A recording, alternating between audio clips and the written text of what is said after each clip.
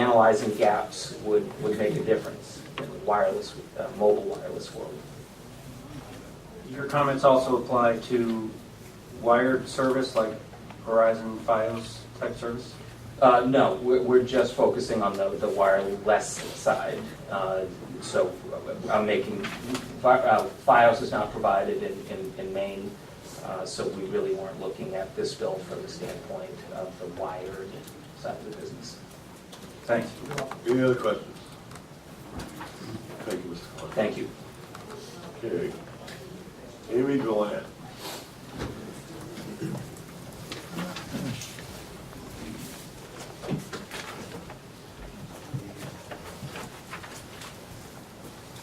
Good afternoon, Senator Woodson, Representative Diana, members of the committee. My name is Amy Gallant, and I'm the Advocacy Director with AARP Maine. I've been here before, so I won't tell you what AARP is. In brief, many of Maine's seniors live in unserved and underserved broadband areas. Clarifying, identifying, addressing, and strategically planning how to address these areas will increase broadband access for Maine seniors, having a number of positive impacts on their lives. Some of these include increased communications with loved ones, increased access to available resources such as telemedicine, and general decreased isolation. Maine seniors want to be connected. Every time I write to my grandparents, even if it's a pen and paper kind of write, my Grammy emails me right back. And I'm very grateful that she has the broadband access that she does. There are a number of initiatives that a lot of you are hearing about called Keep Me Home, and we all want seniors to age in place. We all want to age in place, and what I see in this bill is solutions such as telemedicine. Well, how is that accessible without broadband? This bill I really see as a common thread that can pull a lot of different aging initiatives together. So that's all I have at this 20-second mark. But I'm happy to take any questions. Any questions? Seeing none, thank you very much. Thank you. Jared Corbett, did you want to, you used 20 seconds of your, do you want to speak on this again or not? No, I'll wait until the next. Okay. Okay. Did I miss anyone who was a proponent?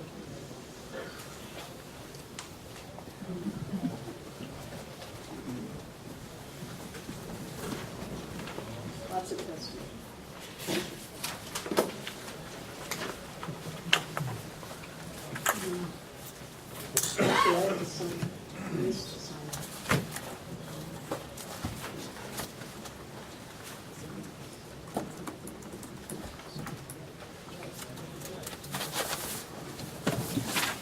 Good afternoon, Senator Woodson, Representative Dion, and members of the Joint Standing Committee. My name is Carla Dickstein. I'm Senior Vice President of CEI, a community development finance institution based in Wiscasset. And we've been investing all over in Maine in small businesses, affordable housing, community facilities, and we have a particular mission of providing opportunities for low-income individuals to find good jobs, increase their incomes, assets, and access quality affordable housing. I'm also co-chair of the recently formed Maine Broadband Coalition, which you've heard about and is growing very rapidly. I'm here today to support LD 1063 and 1323, and as other people have said, anything else that will improve broadband in Maine. And we think particularly these bills are very important steps in elevating quality, accessible broadband as a policy priority in Maine. And the other packets, you're getting more testimony that people that couldn't be here, but I wanted to print it so that you would have it in front of you, from Community Concepts, Shabig Net LLC, Full Circle America, which does also provide monitoring technologies to seniors so they can stay in their homes, and the Maine Professional Guides Association. And I'm not going to belabor my my testimonies. A lot of it is repetitive in the messages you've gotten. The points I want to emphasize are more related really to how we think about things in economic development. And I want to address particularly the impact of broadband on attracting people and businesses to Maine, and especially rural Maine. And You know, you probably all know this. Nobody is missing the fact that we're the oldest state in the country by median age. But you do sit on utilities instead of LCREDs, so I thought I'd make these points. Labor shortages are projected to be one of the biggest obstacles for economic development. And even if we kept every young person in the state, we'd still have labor shortages. Our birth rate is too low. So much right now, I've seen a shift in my tenure at CEI.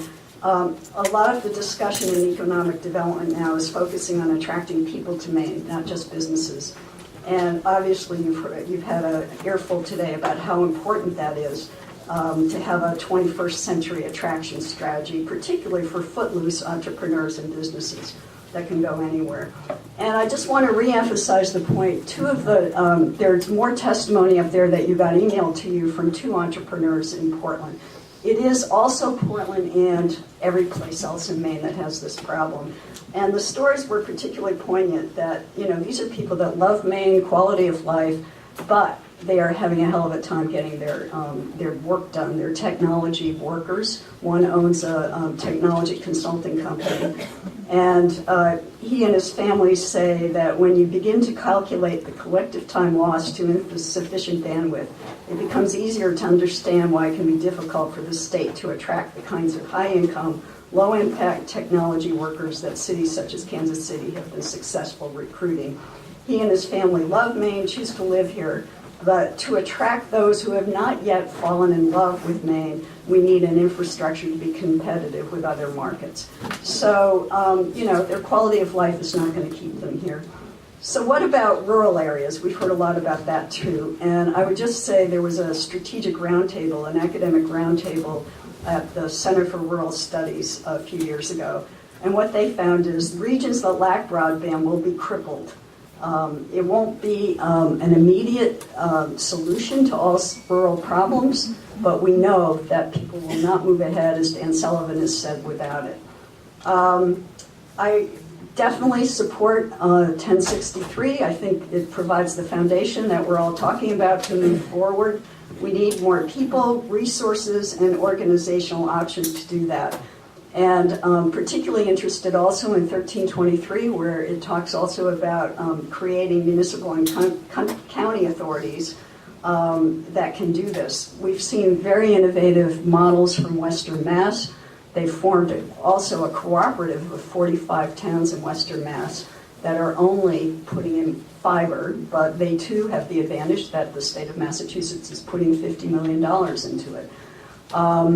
So yes, bonding is part of it, but we think the priority right now is to lay that foundation. So thank you very much for the opportunity to testify. Thank you very much, Mr. Dixon. Questions? Great. Thank you. Do you want to speak?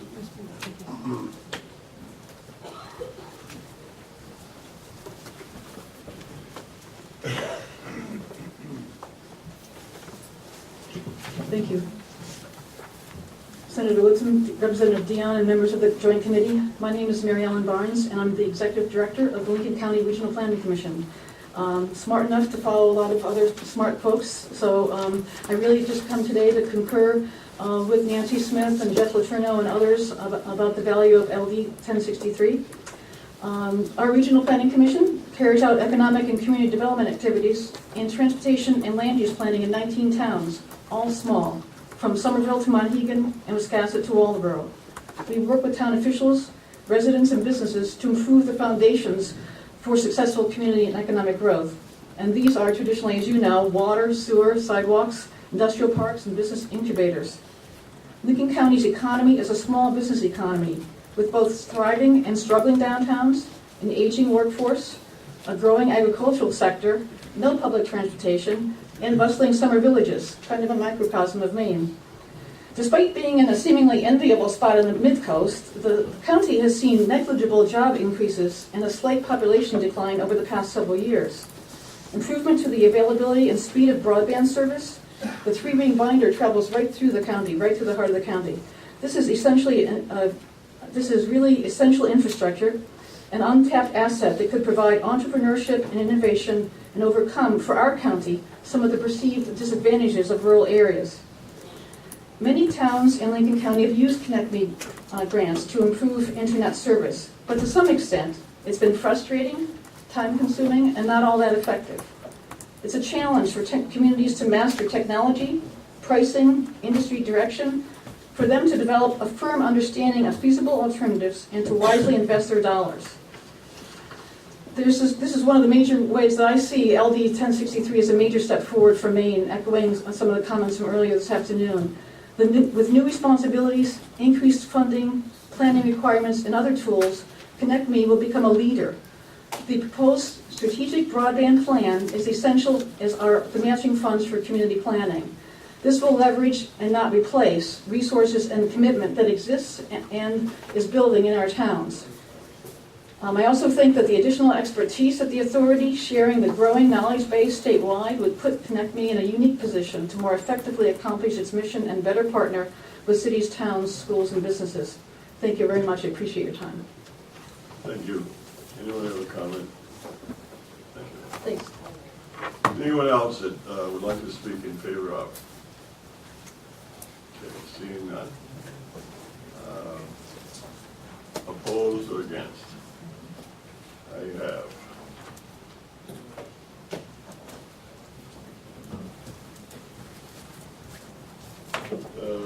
Is it Tom from Timeline?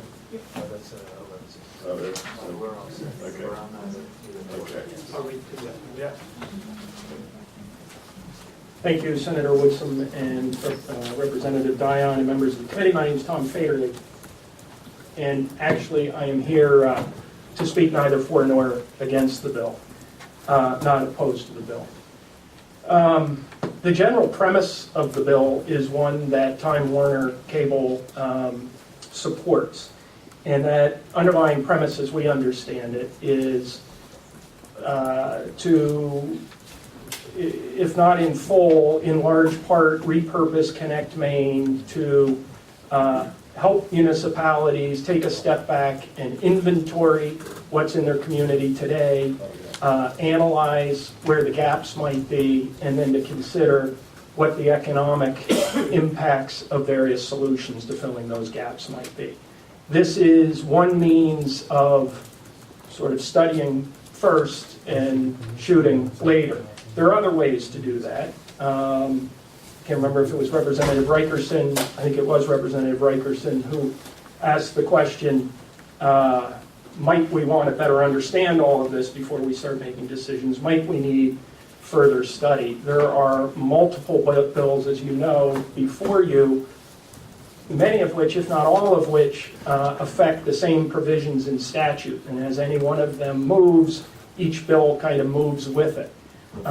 So I think there's a strong reason for this committee to be deliberate, to take its time, as I know you will, and to analyze all of the bills together and then start making some decisions based on that knowledge base. I would suggest further that you may well conclude that this is a subject matter that we're going to be talking about for a long time. And to study the bill in the off session in some capacity, I think has a lot of merit. And it doesn't need to be a false dichotomy of are we studying or are we doing? You may be able to do some of both. And we think 1063 gives you some time to study and to consider the other bills and to consider where is expenditure of public money warranted and what's the best form of that. I would submit the best form may well be federal dollars instead of state dollars. Over the next 6 years, the Connect America Fund has earmarked, I think, $78 million for the state of Maine. And it would seem awfully wise to me that the state figure out how do we best utilize that money. And leverage off of it. We have some concerns with the language in the bill as drafted and presented to the committee, and some concern, oh my gosh, 3 minutes is already over. Some concern that it erodes some fundamental tenets of ConnectME, one of which was let's maximize private investment. And there's some protections in the statute that have allowed for that. In the written testimony, which I apologize, I'm just now handing out, you'll see a chart of Time Warner's offerings, their speeds and their price in 2008 and in 2015. And what you'll see is that we offer much faster service at less cost.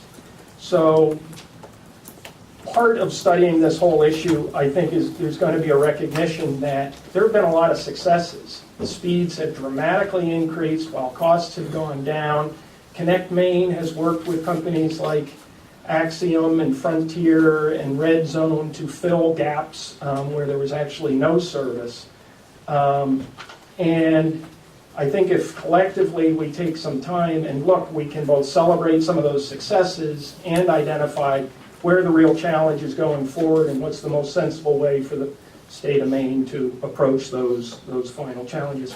If I could, I'd say one last thing, which is what I think is very risky is making policy on the fly on a very big topic where you have 30 bills in front of you and you don't have a whole lot of time.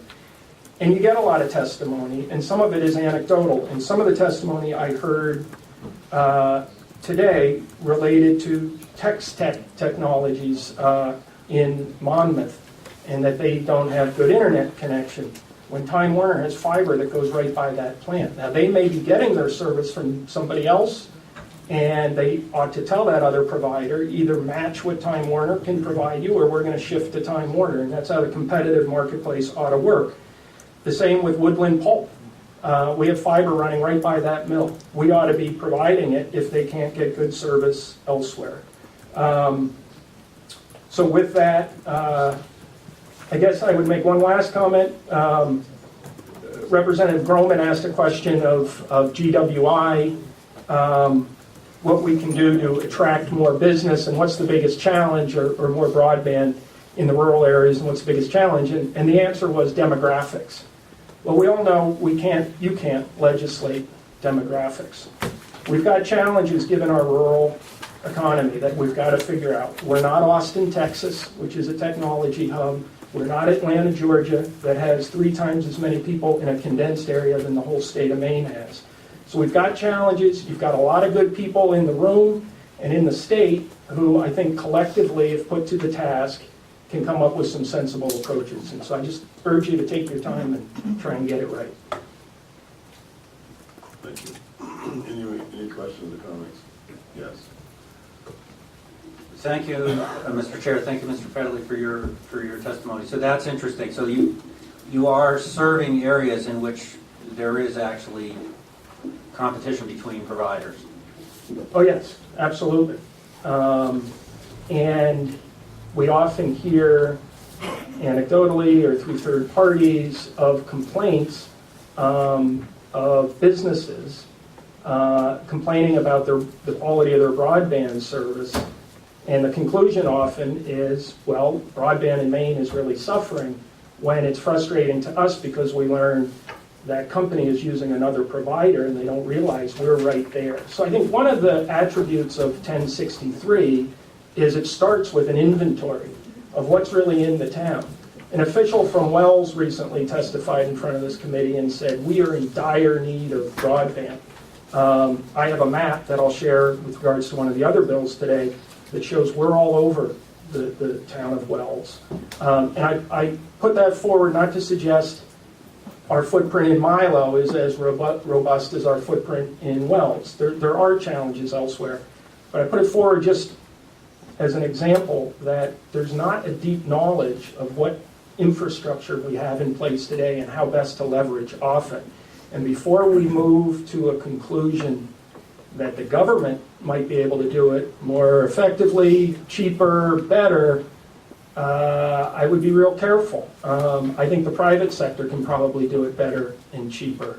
And there are some challenges that collectively we need to figure out. But I hope that answers your question.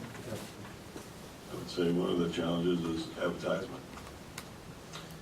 I mean, I'm surprised that people in Wells or other places don't know that Time Warner runs by there. Yeah, I think that's a fair comment and criticism. And one of the challenges in Maine is related to that. And it's that the take rate is not as good as it could be. And if the take rate were better, meaning if people in Maine, not just the folks who are going to the trouble of coming here and testifying to you how important broadband is, and I agree with all of them, but other folks don't really recognize it to a great extent. And to the extent there's more demand because people realize what they might be able to accomplish with it, then there's more incentive for the private sector to build. I mean, the real challenges of reaching the real rural areas is not a complicated matter. It's a simple economic matter of the cost of getting there is X, the expected return is Y based on the number of customers one can expect to get. And if that doesn't balance out, then it's economic folly to build it. That's the sort of marketplace challenge, or the market failure, perhaps, that needs to be reckoned with. If more people in that area recognize the value of higher speed internet and we're acquiring the better products, the faster products that we offer, then the economic picture changes. So there are a lot of moving parts, not just with the 30 plus bills that you have, but it's an evolving space rapidly. So it's dynamic, and I respect the folks who got up and said, there's no silver bullet, because there certainly isn't, and anyone who suggests otherwise. Thank you, sir. Yes, Representative Duffy. Thank you, sir. Do you know if anyone has sort of an inventory of where things are and what's available? Is that in a warehouse somewhere in the state of Maine? So ConnectME would be the right folks to ask that question to. They've done extensive mapping, and they have gotten data from all of the different providers under protective orders, so some competitive information isn't shared amongst competitors, and they've created general mapping showing where different facilities are. There may be opportunity to do better than that, and maybe working at the municipal level, as the 1063 suggests, might allow for a little more granular look at where the facilities are and where they are not. It's always a sensitive matter for all of the different competitors, but really, to a large extent, it's not a great secret because you can see where the facilities are right on the telephone poles. Do you see any benefit or detriment to a community doing this? It seems to me that there's some good old boy networking in a lot of communities. So I've got downtown that I want to get broadband in, and I've got a buddy that works for you. So I'm going to give him a call, and we're going to use state and federal money to put it down there, when in fact your competitor may be running the pole right across the street. So do you see letting municipalities do it on their own? Do you see any risk there? Or do you see any duplication there that perhaps if there wasn't federal and state money involved wouldn't be occurring? That's an interesting question. I mean, to a large extent, perhaps excluding the state money, municipalities can do this today, and some municipalities have. So some municipalities have decided, we heard from Rockport earlier, to build their own and to make it a government-owned network. And Islesboro is exploring the same thing. So what we think 1063 does, and what we think is wise about 1063, is it inserts the state a little bit and ConnectME and provides some funding to coordinate the analysis that municipalities are taking. And I think a significant goal is to avoid municipalities making uninformed decisions and spending a bunch of money building infrastructure that's on top of other infrastructure that they could have utilized in a more efficient way. So I think that effort and analysis and inventory is the strongest attribute of 1063. So if you have if you have communities building this, and they're sort of building in, aren't they? They're sort of building in, where they're picking their select areas that need to be serviced. Whereas a large supplier may be building outward. I mean, they're going through that community, but they still have outreach Right. beyond there. Who maintains all of this once the community says, holy cow, we've got to upgrade, this stuff is horribly expensive, and to stay technologically current, we're gonna need a bunch more money.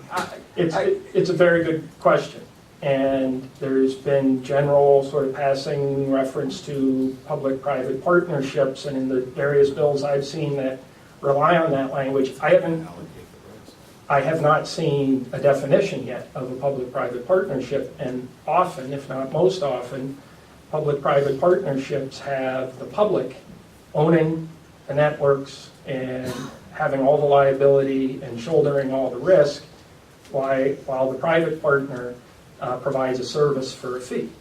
So I can't say that would be the structure for all of them, but that's a fair question to be asking. I think another question that's a fair one to ask, and I think this gets to a question Representative Beavers asked. It was suggested by the lead sponsor of the bill that this is a complete repurposing of ConnectME and to move away from grant funding and entirely to planning. And I'm not certain if that's what the language does or not, but I'll defer to the sponsor. She would know best. To the extent that's the case, every dollar that's diverted to planning is a dollar that's not being spent to get to that 6% of truly unserved areas that has no broadband. So the farmers that were in here a couple of weeks ago. So I think in the whole mix of things, you need to keep that prioritization of there are still some areas that have no service. And that then implicates, and I could spend an hour on this and I won't, but that then implicates the decision of ConnectME at the end of last year to say broadband is now defined to be a 10-10 speed. And so we went from 96% broadband coverage in Maine to 20% coverage in Maine. So that 6% of rural folks who have no service are now going to get elbowed out by the 72% of other folks who have some service, but it's not as good as they might like it to be. And for private providers who are coming in trying to access grant money, they're going to be more attracted to the higher density populations, and so the rural folks are going to be at the very end of the line. So there's a lot to think about, and there's moving parts, and when you push here, it pushes there. For what it's worth, what makes the most sense to me is to consider LD 1063 as a sensible planning tool, but not the only one. And I agree that broadband is as important as the folks who've gotten before you today have suggested it is. We all want more and better and faster. Nobody's advocating for less and slower and more expensive. But none of us know how to get there. We just don't yet. And I think we need to spend a lot more time, and you as a committee may want to tap as much knowledge as is in the room in more than just a hearing and a work session setting. Good ideas, good suggestions. Anyone else? Thank you, Tom. Thank you very much. Beth Osler?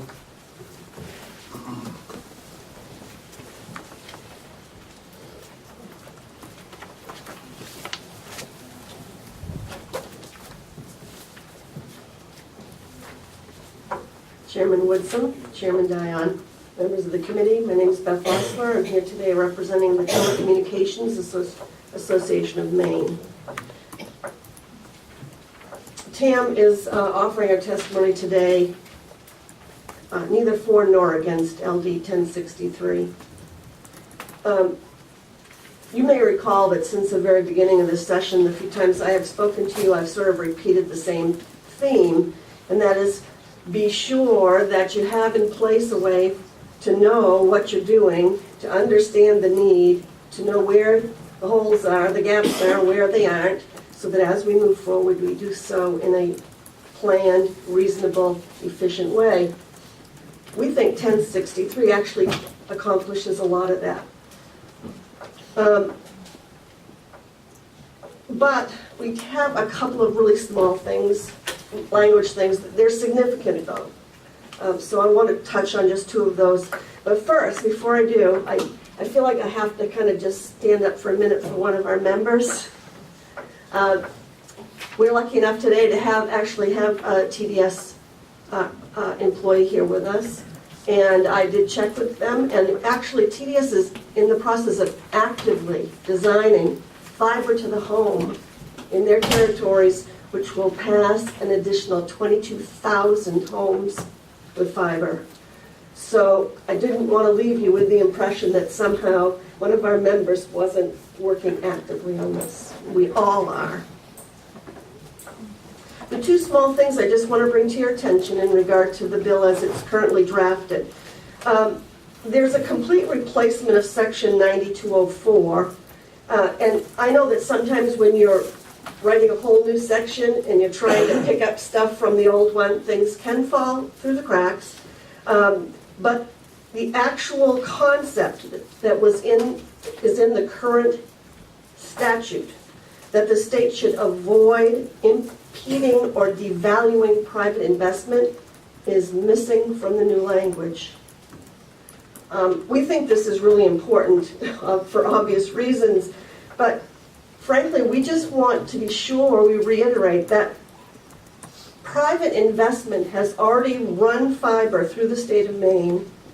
Private investment has already brought 25 megabits down and 3 megabits up speeds to 78% of the residential locations in the state. And that's from the 2015 FCC report, those numbers. And in doing so, we have created jobs and we pay taxes. So things are actually going along pretty well. Well, how do we now give them an extra boost? That's what we think 1063 will help us to do. So we would like to think about reinserting the existing language about the integration, the understanding of the part that private enterprise plays in this whole thing. And secondly, although it might seem fairly small, the language in 9204A7 seems to imply that grants would only be granted if the construction created facilities that were open access. And although TAM believes that there should be nothing to prohibit open access facilities, we also believe that grants should not require open access. And let me just point out one simple thing. Open access networks are not last mile, they are middle mile. So we want to be sure that we're creating situations that allow us to do that last mile. So while we applaud and actually support the whole core concept of 1063, we have these few key omissions or corrections that we think you might want to seriously consider to make it as vital as we possibly can. ConnectME is a super tool for us to use to allow each community, as they see fit, to actually know what they have, find out what their citizens want, and then create a plan and create an RFP to allow private and public partnerships to get this thing done. And I thank you, and if there's any questions. I haven't read the whole bill, but does it mention private involvement? It was pretty much missing in our view, but I think it only take a few language corrections in order to solve that problem pretty quickly. Thank you. See no question? Yes, Mark. Thank you, Mr. Chair. Have TDS service and very happy with it. I'm glad to hear that TDS is continuing, is looking at investing in Maine. Thank you very much. I'm sure they'll be pleased to hear that. Okay, thank you very much, Matt.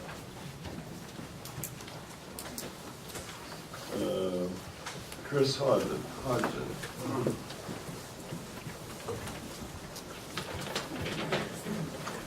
Good afternoon, everybody. Chairman Woodson, Representative Dumpy. My name is Chris Hodgson. I represent Comcast here in Maine, and I'd like to offer comments neither for nor against LD 1063.